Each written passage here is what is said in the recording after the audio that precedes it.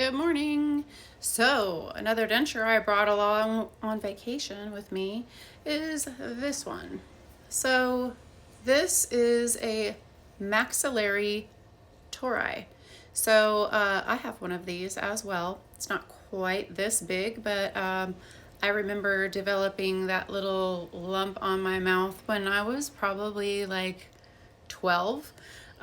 Didn't have any idea that it was different than anybody else's mouth until I was actually in school to do dentures, and we were taking our impressions, and we had just talked about these overgrowths of bone in your mouth, and light bulb came on when I took my impression. And even though I'd done that a lot of times as a kid, I just didn't know it was different.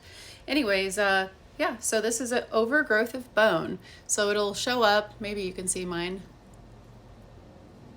as an overgrowth of bone either on the roof of the mouth, which is a maxillary tori, or on the inside of the lower jaw, which is a mandibular tori. Tori meaning multiple, torus meaning one. So it is thought that these develop from the patient grinding, not necessarily grinding, sometimes grinding, but clenching.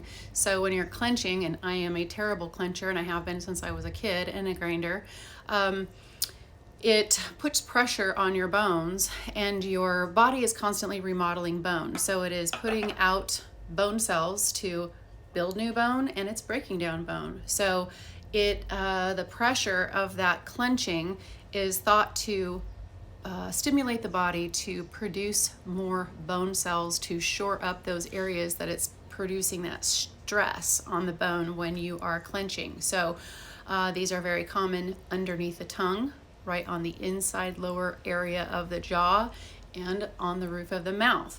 This one, as you can see how the denture looks on the outside, the patient has this little lump on the roof of their mouth where their tongue goes, and then on the inside it shows where this is.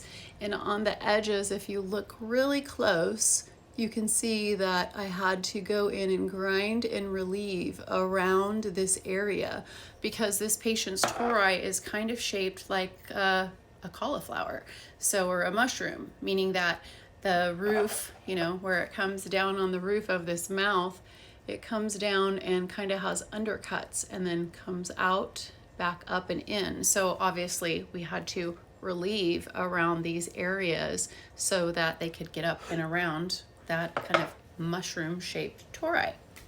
So anyways, some people have to have these removed, especially on the lower jaw. If they are sitting in a place where the denture is just sitting right on top of them, oftentimes it interferes with that patient's ability to wear the denture. Toris are very, very sensitive, and if you have them like I do, you know that going to the dentist and having the x-rays with the little bite wings that they put in your mouth is very painful. That's more painful than even getting a shot for me, because it's stabbing into those little toris. Sometimes when I'm eating something really crunchy, I'll stab myself in the tori, and it hurts awful, and sometimes it'll even get a little ulceration there, and it's horribly painful. So on the upper, I don't see them removed ever, really. We're able to work around them, and this one is a moderate size, but I've seen ones that are as big as a large marble and has several little, it's like a cluster of them. On the lower, I've seen them so big that they come from each side of the jaw and touch in the middle. So on the lower, a lot of times they have to be removed, especially if they're very large like that. Usually on the lower, something that you probably should have done if you're having your teeth pulled. That's probably something to get done at the same time. On the upper, we can work around them almost always, not always. If it's way bigger than this, probably would have to have it removed. When I was in denture college, we actually had a patient that came in with one that was quite large.